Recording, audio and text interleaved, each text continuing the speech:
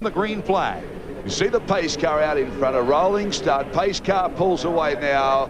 We've got the starter in front of us waiting for a green flag, and these things really sound the business when they put the metal down to the floor, let me tell you. Green flag, we're racing. Now watch the dash to the first chicane.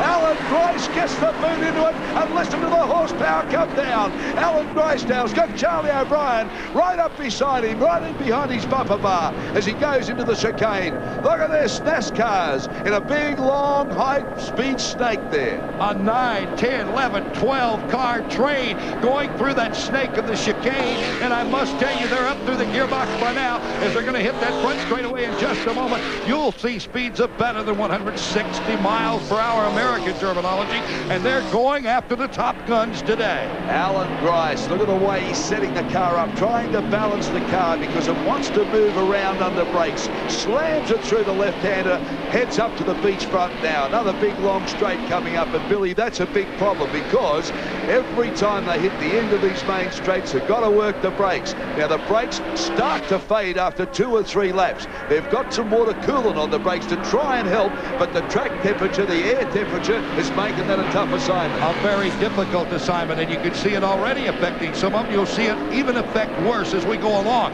Grice has got about a 5, 6, 7 car stack. Here's the battle for second. That's Terry Fisher now. He pulled a stupid move yesterday, but he's looking to win this race today. Coming up on O'Brien on the inside. Charlie shuts the door on Fisher, the American, but let me tell you, the American ran second down in his last appearance at Calder. He is a fireball. He likes to get in and rub shoulders. O'Brien won't mind that, and Grice loves that.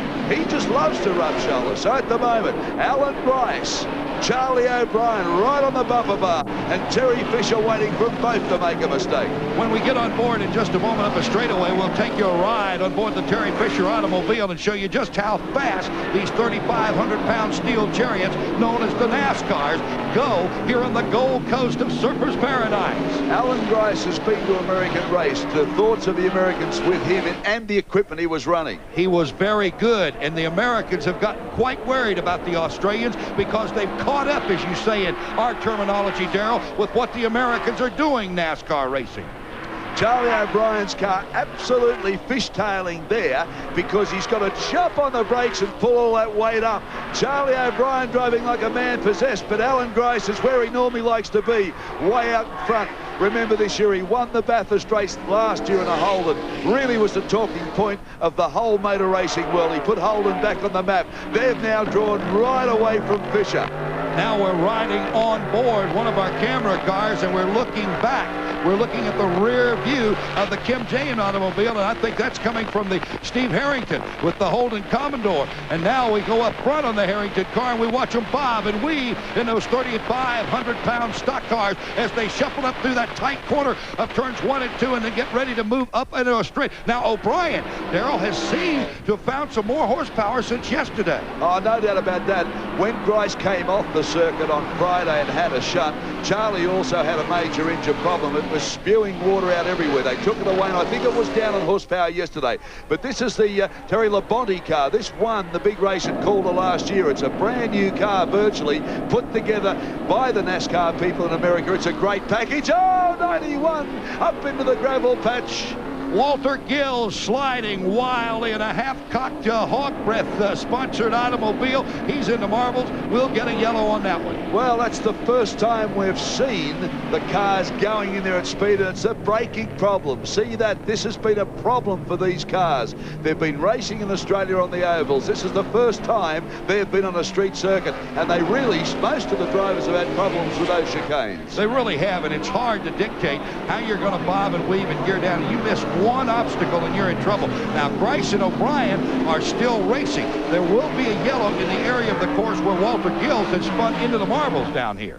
Well, look at that as they come down into that area. We'll wait for a yellow flag. We're very surprised if they leave that car there. They're getting into that area now, and Charlie Bryant's dropped off the pace. Look for a yellow flag. You see a yellow flag, waving. The racing stops. They hold positions until the cars move. There's the position. The yellow flag is only out, Darrell, in that area of the course. They're full green the rest of the way around now. Okay, so we're still racing, but they've got to take a lot of care through there. Oh, yes, very much so, because if another car gets into the binders, locks it down, he'll go creaming into that other car, which is setting into the marbles. There's that yellow flag in that area of the course. I do not see a yellow here at the start-finish line. Flagman directly across from our television commentator's booth. Gracie again with O'Brien second. There's the yellow. Looks like we may be going to get a full course yellow, Darrell, as you were saying. They're now showing the yellow in other... No, George Elliott. Elliott has gone out to the wayside.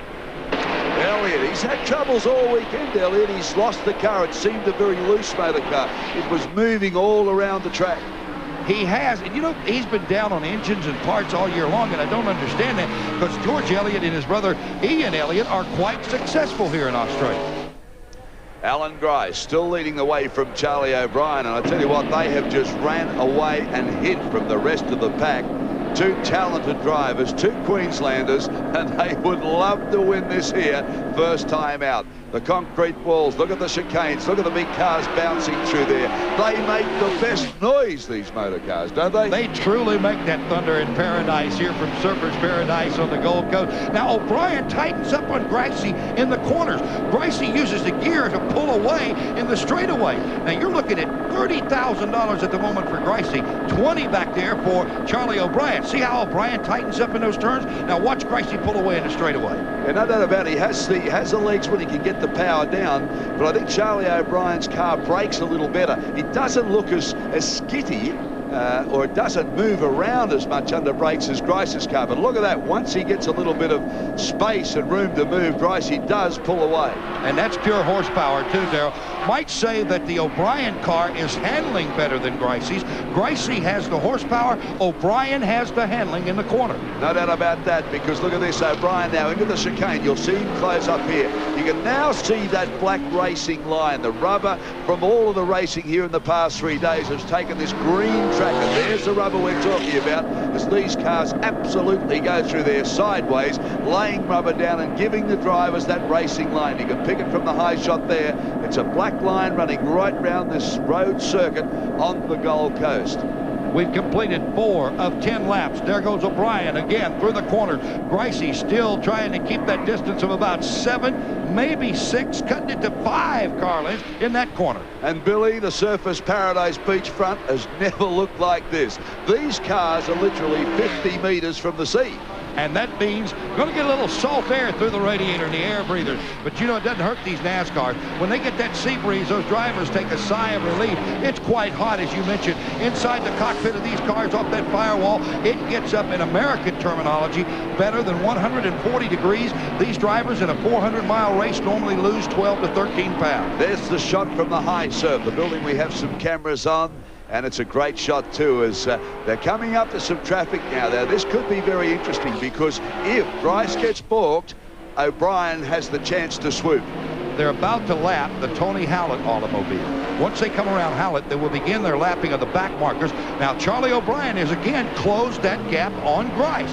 Will Grice still outlast the horsepower? O'Brien's got the handle. Did you see Grice? Then he acknowledged the fact that Hallett got out of his way. He just waved him as he went past, saying thank you. That is they use a lot of hand signals, even on the ovals in NASCAR, on the tracks back in America and on the road courses. You'll see a driver do this in the rearview mirror, meaning, hey, I'm coming to the inside or outside, or move over, I'm coming by. Back on the Gold Coast Highway now. This is the rundown from the Southport Bridge. For people who've been up here on holidays and wondering where the circuit is placed, this is the run into Surfers Paradise from the Southport area. They come down this enormously long straight past the broadcast area into the first chicane. That's the chicane now. Grice doing a great job there. Charlie O'Brien throwing the car through. He can't afford to lose any more ground. He's got to stay in touch. Second chicane there now. Look at Grice's line. Oh, Charlie gets the thing sliding around. Now they come down the rest of the straight, hard on the brakes, and they go hard left, and then back on the beachfront. We're about halfway. 5 down, 5 to go. The track has got a lot of heat on it. They're running these Goodyear slicks, as you know, Darrell. And with that heat, it makes that track very slippery. We've still got yellows in various areas of the course, so the drivers are taking precautionary measures in those areas where the George Elliott car has hit the wall just lightly on there where the tires are. In a pretty dangerous spot there too. By gee, you'd want to have a lot of concentration coming through that corner. Here's an incident coming up as we have a look at the cars coming in slow-mo, just running out of brakes. Car 6, John Laws. John Laws there. We get he and Steve Harrington's running the 16 car. John Laws in the 6. That's a Ford Thunderbird, and he just locked it down and had nowhere to go, Darrell. Well, O'Brien, what can he do, Billy? I mean, he knows now that Grice has got the legs, and again, 77 into the wall. That is the Steve Coughlin on him, but he took it hard. Look at that car. He literally nailed that wall. I'm sure we're going to get a course yellow now. We've got cars scattered every which way. Well, this is going to make for an interesting race because Billy explained the course yellow. Let's have a look at the incident here. Look at this. The car gets out of shape. They collide. Gets T-boned. Oh, no. 3 cars involved, and that is a big accident. That is a major accident. He went over the hood of the car that was in the marbles already. Literally jumped that car when he hit that chicane. That could have been a catastrophe. What a collision here in the midst of going down towards turn 1. Well, Billy, now we've got to say, have the organisers been wise to leave that car in that gravel patch originally? No. And I'm going to have to agree with you, Darrell. That was a move that we should have put a yellow out. Watch it again. Now, look, watch it. Here's the collision between Clutcher. Now, watch him clear. He jumped. He goes airborne over the hood of the car number 91 that Walter Gills had put there earlier. Now, you won't see that too often, Darrell. That is television history in NASCAR racing. One jumping the other. Here's the car coming to rest in a wall. That car is damaged for good. But the one thing that strikes me about that is look at the way the car is folded around and done its job. Gene Cook is the driver that was involved in the white car, but look at the way the car folded around the driver. They're built to sort of sustain high-speed accidents, and that was a very, very important factor in that accident. Was it ever? And they're very safe. And look at the oil, though, that has run out of the 71 car. That driver's out. He's okay. He was an innocent bystander, Darrell. He got tagged by the car that was driven, which is a team car to George Elliott, the Steve Coughlin automobile. But the innocent victim is the money factor on that car that was left in the chicane in the marbles. It's destroyed over the hood and the front end of it. Now let's have another look at this in a second because this is an amazing motor car accident. We'll see it in normal speed. Billy, here he comes. You can see under brakes the car really starting to drive now. That's how fast it happened for him. What a ride. What a ride in 77 for Steve Coughlin. He will never forget that. Now he hit that outside wall, ricocheted off of it, and come back into the inside wall, and he had the binders locked down before he came to rest backwards.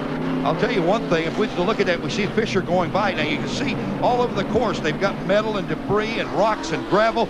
It was, you know, truthfully, to be honest, when you got oil and everything down, that makes this course and that area of the chicane is bad enough as it is. It's very slick down there. But, Billy, that's the whole reason. There he is, so he's okay. I'll tell you what, okay. That is Steve Coughlin getting into the ambulance. Boy, he won't forget that one in a long time. But see the wire fencing above Coughlin's car, the way it's angled over on the top of the brick wall. That's the reason that fence is built like that, to take any debris. And that's the only thing that saved a lot of those people from being sprayed with some fiberglass parts there. Exactly, because, Darrell, that car was 4 or 5 feet airborne when it came over top of the hood after colliding. Now, you got to remember, you don't see that. That's a 3,500-pound car. These Indy cars that are coming up in a little while only weigh 1,800 pounds and really will be flying through that area. Here we go again, Billy. Now have a look. See, the car gets out of shape here, and here he glances into Cook. Well, when I say glance, he's really smashed. But look at that. Gets launched. That would be one heck of a ride. I mean, you're never going to have an accident much worse than that one in a NASCAR. It's like launching the space shuttle at Cape Kennedy. That 3,500-pound stock car became a rocket ship. And a rocket ship it was when it went right on into that concrete wall and then ricocheted back to the inside. Right, amazing stuff here on the Gold Coast. The NASCARs, boy, have they turned on some excitement since they turned the wheel here on Friday. They've been kissing walls at amazing speeds. But I must say, I am a little surprised that that original green and black car was left in that gravel pit. That could have been a lot worse. And I say this to the car builders: congratulations, the way that car was built. There's the That's the 91 of Walter Gills. And it's the motor, I mean, just sheared off over there, and it was nothing wrong with that car, Darrell, had they moved it when he first originally went there. But let's speak first of the safety of these NASCARs. Every driver was okay and walked away. However, there is about 60, 120, there's $180,000 worth of equipment that has just went down the wayside. Yeah, look at that. That front end of that car has just been crunched. It's looked like a big giant has stepped on it. Well, that was the bomb pad. That's the bomb pad right there. But now watch the front of the car come off here. Here it is, Cosson's car. Bang. Look at that. And I mean, the way that car's been built, that's testimony to just how tough they build these NASCARs. Look at the angle of the wheel there. I mean, it's launched itself back on the track with the wheels virtually square on. That would have shoved some speed off before it hit the wall, and then, of course, went back in. The catch fences did their job. The car builders have done the job. The driver's done all he could do. I'm a little worried about the original car being left there. But anyway, everybody's all right. 4 laps we've got. 4 laps. They're showing a signal of 4 laps. We're still under yellows. Now, Billy, for people in this country, yellow flag racing is still a bit strange. So just run us through what's going to happen. All right, what is happening now is it is a 10-lap race, and they are counting the yellows. So we've run 6 laps now. We've been 1 full course lap, but you notice the pace car has picked them up and slowed them way down so we don't waste a lot of our racing and green flag time for the fans here and the fans watching by television. There we see the damage to the 72 car that was victim, and that was the Bruce Parsington automobile. But we've got a lot of safety vehicles on the track. Now they're going to have them, should have them, cleared away within the next full lap or so, Darrell. So by lap 7, at the latest, lap number 8, we should be back under green with a 2 laps to go. Now, you see the traffic outside the racing arena, but they still got the traffic now inside the racing arena. You see how they've severed the highways here on the Gold Coast in Surfers Paradise. Amazing. What's going to take a little time is they haven't gotten the green car out of the marbles. And surely they're not going to leave it there now, because after what has just happened, a major, savage altercation on the Gold Coast. Okay, we'll leave the action here for the NASCARs just for a moment. Back to you, Kenny, in the studio. Well, Alan, I've got to say, that's just one of the most spectacular incidents I've seen in motor racing for many, many years. And when you first look at it, you couldn't explain why it happened. Well, I mean, the guy just came in far too quick. To me, it looked like he had major brake fade or brain fade, one or the other. And he's come in way too quick. He was actually very fortunate that the front of his car hit that curbing, because it was able to lift it up just enough for him to be able to clear the car that was in the sand. If the front of that car wouldn't have lifted up, that would have been a real head-on situation. It could have been a lot worse. Yes, and the old Hog's Breath car was just sitting there in the gravel pit minding its own business, in pretty good shape, ready to race again at some other date. Now it's going to be a little bit more expensive to get out there. Not many. The old Hog's Breath, I'll tell you what, you wonder what struck him. He's got bad breath now. I hope you're enjoying your afternoon in paradise here on the Gold Coast, where the NASCARs are doing their thing. This is a race for all you feminists out there, because piloting the #1 car is 22-year-old tearaway named Terry Sawyer. In fact, she was lying 15th when the race was stopped. As Anne-Marie Sparkman reports, this self-confessed tomboy has already made history with her first NASCAR victory.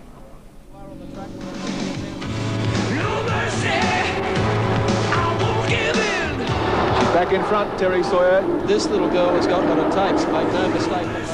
In February 1988, the name Terry Sawyer hit the spotlight in motorsport when the 19-year-old won her debut Oscar race. So the 19-year-old girl has done it. Such was her skill in this competitive concrete jungle that Bob Jane offered her a full-time drive in the tougher school of NASCAR. I think the first race I had in the NASCARs, my first thought was, this separates the boys from the men. Like, you know, if I make a mistake, they're really open and straight out, you know, you made a mistake. And if you do something really good, they'll come up to you and say, you know, that was really good, you know, we're proud of you. And so they're a really good bunch of guys. After struggling for years to pay the bills, Terry's life was transformed. Publicity, packaging, and a paid trip to the States for more experience. That's great, that's good. But it was at Charlottesville, North Carolina, that Terry would face her toughest test. She was involved in a tragic accident that resulted in the death of a driver. It shook me up for a couple of days, the accident that happened, but sort of probably deep inside, like I don't really know, but I think deep inside it's made me a harder person. And it just, like, I've already experienced something like that, so I don't think you could experience anything worse. No one could ever doubt Terry's courage or commitment through highs and lows. Terry Sawyer goes in, gets all out of shape, and Sawyer loses the Commodore, spins up high and poof, straight into the wall. This pioneer has refused to give up her dream. Do you worry more about injury to yourself or the possibility of death since the accident? No. No, you can't. I mean, if I thought that way, I wouldn't go out and race. I would have given it up. The ultimate reward finally came 2 weeks ago. The girl from Mornington, Victoria, was competing in only her third NASCAR race in Australia. In a war of attrition at the Thunderdome, she kept her cool. The pressure was really bad, so I sort of had to stop looking in the mirror. If I kept looking in the mirror, I couldn't have, like, driven. So I just stopped looking in the mirror, put my head down and just really drove for it. Terry Sawyer, the first NASCAR lady main event winner. I sort of haven't got my feet back on the ground yet, but you got to concentrate on the next race, so don't let it get to your head. Now Sawyer and her Pontiac will be taking on the boys again at the Gold Coast. I think we'll be competitive because the car is really, really good. But when the flag drops, who knows what happens. One thing we do know, Terry Sawyer will be pushing it to the limit. This NASCAR newcomer is one tough competitor. Yes, and there is Terry asking no favours, competing one-on-one and doing a darn good job at that. Lying 15th when this race was interrupted by that very, very bad accident. Thankfully, nobody was seriously injured. The cars, of course, have come off much worse for wear. But Alan, you've got to be impressed with the young lady. She's, you know, got long years in front of her and obviously a very good driver. Well, too right. I mean, she's very young. This is a very tough sport. I mean, those cars get really hot inside, and dare I say it, you have to manhandle them around as best you can. Yeah. And she's there holding her own. There's no doubt about it. And there is a strength factor there too. I mean, not just talking about the heat. You're talking about very much a physical sport. Yeah. Well, they're not exactly a small, dainty car to drive. I mean, they are. You've really got to manhandle them around. They're reasonably heavy on the steering. There's a lot of load gets through the suspension on those bankings because, as you can imagine, 170 mile an hour, when you hit those banks, you really get forced down and the steering tightens up or stiffens up, heavies up, whatever you like to call it. And, you know, to do 400 or 500 miles, it's tough work, and she's proving to be quite capable, obviously. All right, Terry Sawyer, one of the up-and-comers in NASCAR driving right now. Let's go back to Darrell Eastlake. Thank you, Ken. Okay, Billy, they're back on the circuit in a queue, and I guess we'll be racing pretty soon. I think we're going to get a green with either 1 or 2 laps to go and to make the 10-lap distance, Darrell. If we do, we're going to see one hell of an Aussie shootout on this 4.5-kilometer course. $50,000 up for grabs. I'm looking at the flag man in front of me. The yellow is still out. The stationary yellow is still out, but I can see he's reaching down now for another flag, and it's a green flag. They're going to be racing soon. The green flag is there at the ready, but the yellow is still out at the moment. There's the flag man there. There's a yellow flag in front of him, and he's reached down for a green one. So I guess I'll go around one more time. The green flag now he's unrolling. He's got it in his hand, so we'll wait and see what happens. Should get the green, I hope, the next time by. We should get a full course green too, Darrell, because I think they've pretty well cleared away all the cars and all the fluid. Yellow flags have just been pulled. We'll have a race on our hands when they come around this time, and they're not that far off the start and finish line. They'll be coming onto the Gold Coast Highway pretty shortly. There's the green flag. So we're going to get a race start again pretty shortly. 2 laps only left, $50,000 up for grabs. Now, the interesting part of all of this is the fact that Charlie O'Brien and the rest of the field get the chance to close up on Alan Grice, so he's going to do it all over again. It tightens the entire field up, and you are absolutely correct as we see the Robin Best, the Tasmanian driver's car, go by, and Ian Thomas.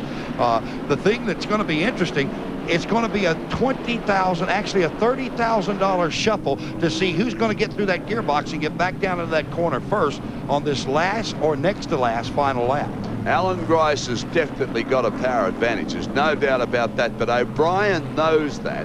O'Brien, if he can just get the car and the power down quickly and he can close that gap, I think O'Brien's car has the chance to run with Alan on the twisty bits. He certainly can't keep pace with him once Alan gets brake. No, O'Brien is handling in the corners. Byers has got the gearbox and the horsepower. Now look, they're side by side. Okay, side by side, coming onto the Gold Coast Highway now. This is the start-finish line. You'll see the pace car pull off in a moment. There it goes. Get ready for this. Well, really, it's a $50,000 drag. $30,000 for the winner. $20,000. Oh, Grace has come into the pits. He may have a tire cut down. It's an Aussie shootout. Down to the wire. Green flag is out. We need to find out what is wrong with Gracie's car. O'Brien is our leader. We got one lap to go, Darrell. Cannot believe it. Grace just took off into the pits. He's been circulating all that time and had to just shoot into the pits. Car 12's there also. Let's come back with Charlie O'Brien in front, though. We're trying to find out what's wrong with Gracie's car. A sudden death pull off into the pits. We'll get you an update. O'Brien is the leader. He gets through the corners. We're on lap 9. 10 laps make the distance in the NASCAR Aussie shootout on the Gold Coast. Mike Oliver now in second place. Oh, Mike Oliver with a big slide too. Car 38. Watch this as they come around him. He can't move the car. A blocked track almost. Fisher gets by. Kim James came through in second. The Goodyear car, the Pontiac. That is Barry Graham. Graham has collided with that car. There's Harrington. Harrington's in that mess. A wild fracas. 1 lap to go, Darrell. I told you the marbles were rolled out. How could you do this every week? This is a paddle beater's nightmare. I don't believe it. There are cars going all over the place. I'll tell you one bloke to drive one of these, all right. Dwayne Tyres. Exactly. Out of the personality race. He would be sensational. Then we see another crash. Terry Byers is involved. 3 cars. There's Harrington's car. We have damage. Savage altercations are all around this 4.5 kilometer. And there is another wreck. That's the Barry Graham sheared car. Here we go again with a replay of this now. Watch this. He gets out of shape. This is Oliver. Car 38. Gets around. He does a really good job actually just to hold it there. Holds it there, trying to let the field go through. You see it come out a bit. Now we have a major problem. Because Harrington hit Fisher in the rear end. Then Harrington got hit by Barry Graham. Boy, unreal. I'm not trying to sort it out. Charlie O'Brien's in front and he's still going with a straight car. I don't believe it. Charlie O'Brien wanted to win this race so badly. And at the moment he looks the goods.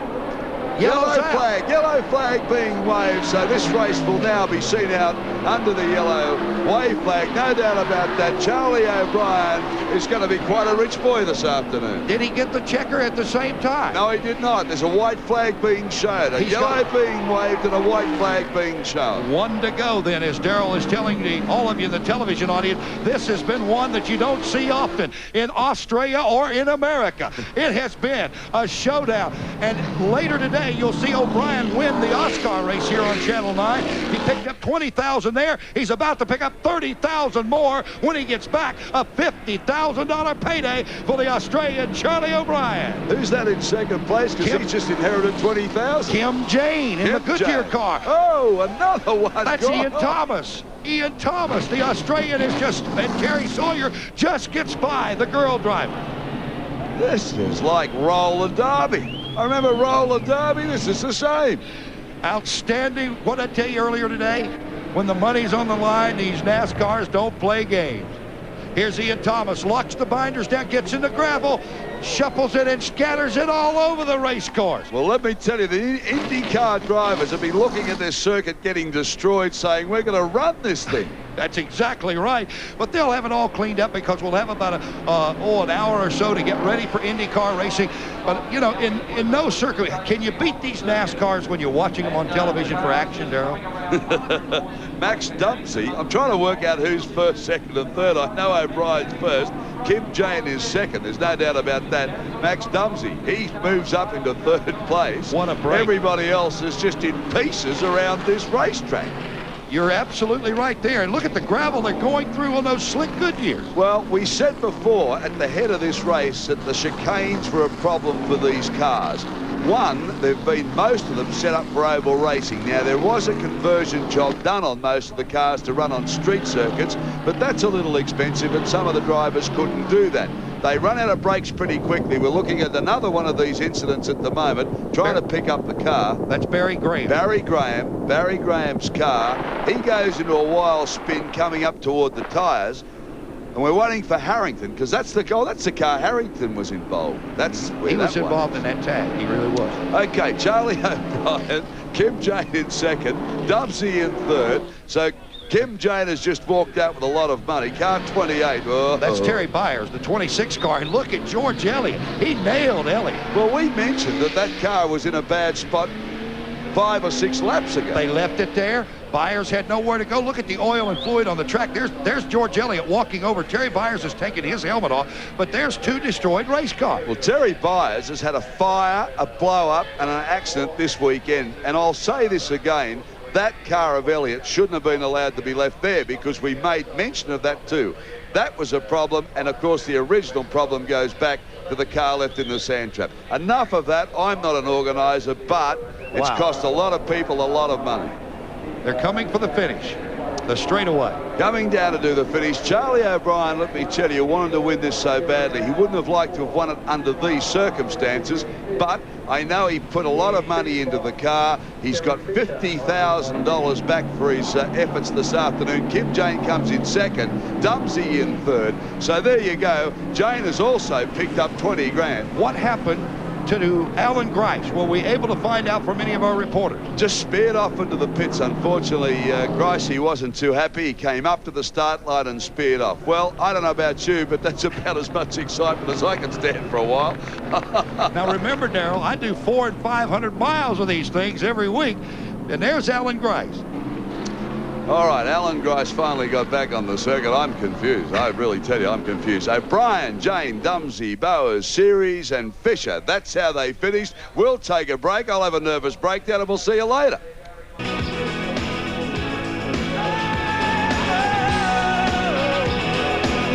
Pit lane at the Indy Gold Coast Grand Prix weekend, and we want to know what happened to Alan Grice, and the man who does know is Charles Stewart. Charles? Yes, Ken. Well, Alan Grice will have to be one of the most unhappy people down here right now, I imagine. He got a puncture in his right front tyre, sorry, his left front tyre. That one puncture cost him $30,000 because it cost him the lead. All right, and I guess we can't get to speak to Alan Grice, and that's fairly understandable. I would imagine Grice wouldn't be in the best frame of mind because he needed that. He did, and I think he had it all sussed out, and that was a $30,000 puncture. Oh dear, yeah, and all it was on the yellow flag just run around. Yeah, well, I mean, towards the end, of course, Charlie, to see those yellow flags, he knew that all he had to do was just trundle around at 5 mile an hour, and he picked up $30,000.